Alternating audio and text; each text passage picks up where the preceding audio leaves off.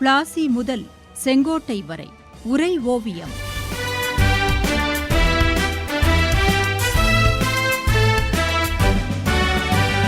சும்மாவா வந்தது சுதந்திரம் என்பது, சும்மாவா வந்தது. லக்னோ காங்கிரஸில் ஏற்பட்ட லக்னோ உடன்பாட்டுக்கு பிறகு தேசிய சுயாட்சி இயக்கம் சூடுபிடித்ததா தாயே?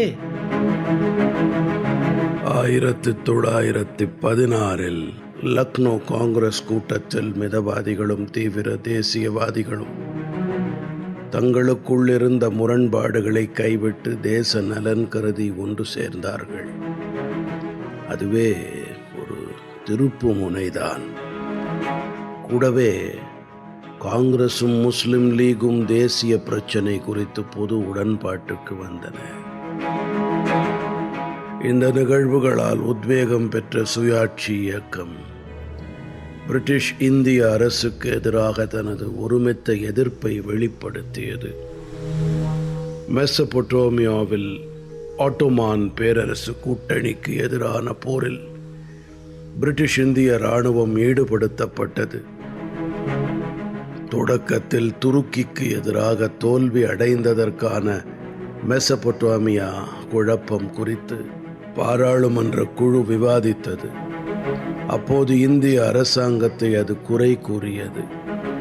நிர்வாகத்தில் இந்தியர்களுக்கு அதிக வாய்ப்பு அளிக்க வேண்டும் என்ற யோசனை அப்போது தெரிவிக்கப்பட்டது. அதனால் இந்திய விவகார செயலர் ஆஸ்டின் சேம்பர்லின் பதவி விலகினான். அடுத்து அந்த பதவிக்கு வந்தான் எட்வின் சாமுவேல் மாண்டேகு.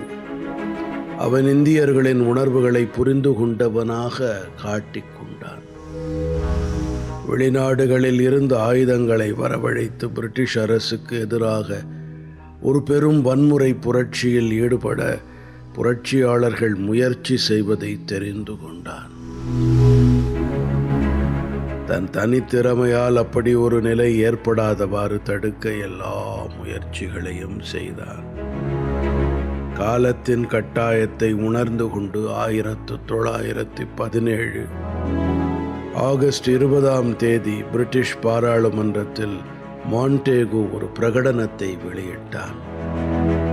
நிர்வாகத்தின் ஒவ்வொரு துறையிலும் இந்தியர்கள் அதிகமாக பங்கேற்க வாய்ப்பளிக்க வேண்டும். தன்னாட்சி நிறுவனங்கள் முறையாக வளர்க்கப்பட வேண்டும். அதன் நோக்கம் பிரிட்டிஷ் பேரரசின் பிரிக்க முடியாத பகுதியாக உள்ள இந்தியா படிப்படியாக பொறுப்பாட்சியை பெறுவதாக இருக்க வேண்டும். பிரிட்டிஷ் பாராளுமன்றமும் இந்திய அரசும் ஒவ்வொரு கட்டத்திலும் அதை கண்காணிக்கும். இவற்றை செய்யும் போது பொறுப்பான இந்திய தலைவர்களும் அவர்களுக்குள்ள பொறுப்பு ஏற்கும் தகுதியும் கணக்கில் எடுத்துக் கொள்ளப்படும். இப்படிப்பட்ட அம்சங்களுடன் மாண்டேகு அந்த பிரகடனத்தை வெளியிட்டான். மாண்டேகுவின் இந்த ஆகஸ்ட் பிரகடனம் பிரிட்டனின் இந்திய நிலைப்பாடு குறித்து அறிவித்தது.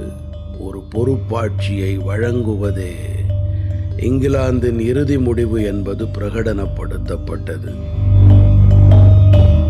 இந்தியா கூறிய சுயாட்சி உரிமை என்பதும் ஏற்றுக்கொள்ளப்பட்டது.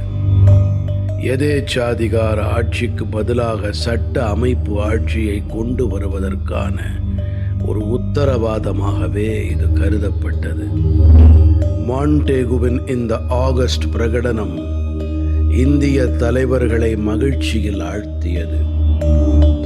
இதனால் ஊக்கமும் உற்சாகமும் பெற்ற தீவிர தேசியவாத தலைவர்கள் தங்களது சுயராஜ்ய கோரிக்கை நிறைவேறுவதற்கான அறிகுறியே இது என்று எண்ணினார்கள்.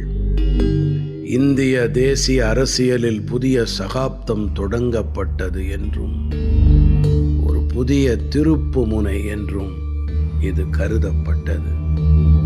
சுதந்திர போராட்ட தலைவர்கள் பொறுப்பாட்சியை நோக்கி நடைபோடத் தொடங்கினார்கள்.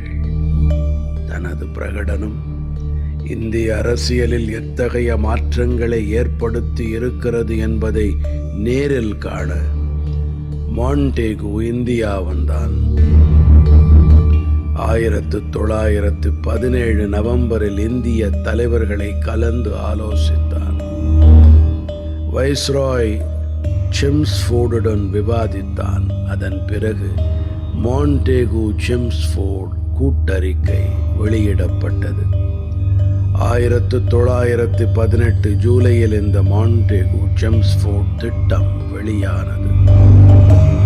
அடுத்த ஒரு வருடம் கழித்து மான்டேகு செம்ஸ்ஃபோர்டின் இந்த கூட்டறிக்கையின் அடிப்படையில் 1919 இந்திய சட்டம் நிறைவேற்றப்பட்டது. இதே காலத்தில் வேறு ஒரு மசோதாவும் தாக்கல் செய்யப்பட்டது. அது இந்திய அரசியலையே புரட்டி போட்டது. இந்தியாவில் தீவிர தேசியவாதிகளையும் ஆயுதம் தாங்கிய புரட்சியாளர்களையும் அடக்கி ஒடுக்குவதற்கென்றே இந்திய பாதுகாப்பு சட்டம் நடைமுறையில் இருந்தது. அந்த சட்டம் காலாவதியாக இருந்த நிலையில் அதற்கு பதிலாக புதிய சட்டத்தை கொண்டு வர பிரிட்டிஷ் இந்திய அரசு நினைத்தது. முதல் உலகப் போர் முடிந்தவுடனேயே சிட்னி ரவுலட் என்ற ஆங்கிலேய நீதிபதியின் தலைமையில் ஒரு குழுவை அமைத்தது அரசு.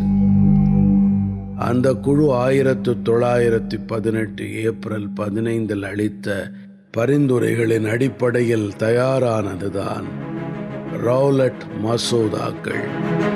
இதுதான் மோகன்தாஸ் கரம்சந்த் காந்தியை இந்திய அரசியலில் பெருந்தலைவராக அங்கீகரிக்கப்பட காரணமாகவும் அமைந்தது.